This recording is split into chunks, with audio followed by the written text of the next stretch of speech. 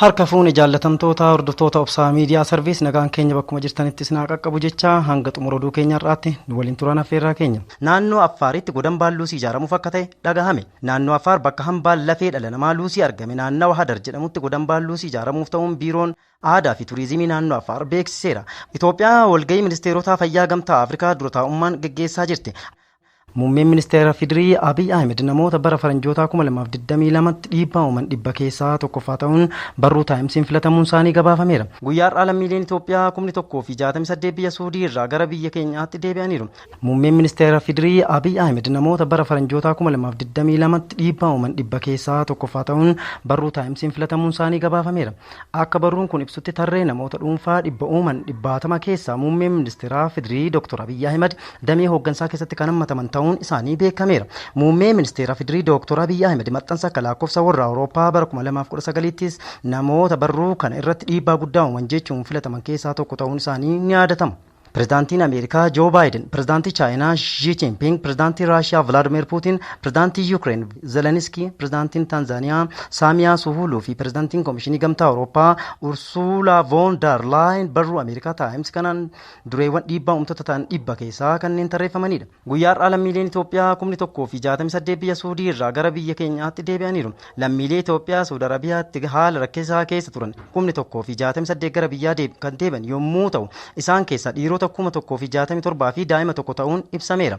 Hanga ammaatti hojii lammiilee deebisuu hojjetame lammiileen 26,000 fi 868 ol deebisuun danda'amuu ragaa ministeera dhimma dubartootaa fi hawaasummaa irraa argame addeesseera. Naannoo Affaaritti godambaan luusii ijaaramuuf akka ta'e dhagahame. Naannoo Affaar bakka hambaan lafee dhala namaa luusii argame naannawa Hadar jedhamutti godambaan luusii ijaaramuuf ta'uun biiroon aadaa fi turizimii naannoo Affaar beeksiseera. Hoogganaan biiroo aadaa fi turizimii naannoo Affaar obbo Ahmed Abdulqaadir hambaan luusii bakka argama hambichaa kan ta'e naannoo Hadaritti ijaarsa godambaa eegaluuf hojiin diizaayinii isaa xumuramuu eeraniiru.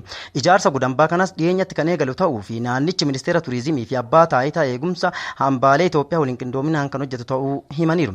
Godambaan kun yaa'insa turistii naannichaa guddisuu fi faayidaa dinagdees dabaluuf gumaachi isaa murteessaa akka ta'es dabalataan ibsa laataniiru. Naannoo Affaar mootummaa federaalaa waliin ta'uun piroojeektii Fantaallee hanga Ertaallee jedhu qopheessuun naannawa kanneen turistootaaf mijataa taasisuuf hojiin diyaasporaa hirmaachisuu eegalamuu isaallee obbo Ahmed ifa taasisaniiru. Yaa'iin turizimii biyyaalessaa 10ffaan magaala Samaraatti taa'amuunsaa ni yaadatama jechuun kan gabaase taa'oodha. Itoophiyaa walgahii ministeerota fayyaa gamtaa Afrikaa dura taa'ummaan geggeessaa jirti. Akka ministeerri dhimma alaa beeksisetti Itoophiyaan walgahii Jeeneevaatti geggeeffamaa jiru. Walgahii ministeerota fayyaa gamtaa Afrikaa karaa ministeera fayyaa Dr. Liyaa Taaddasee dura taa'ummaadhaan geggeeffamaa jiru irratti hirmaataa jiraachuun beekameera. Walgahiin kun qaama yaa'ii fayyaa addunyaa 75ffaa yoo ta'u guyyaa kaleessaa irraa eegalee hanga caamsaa 20tti kan itti fufu ta'a jedhameera.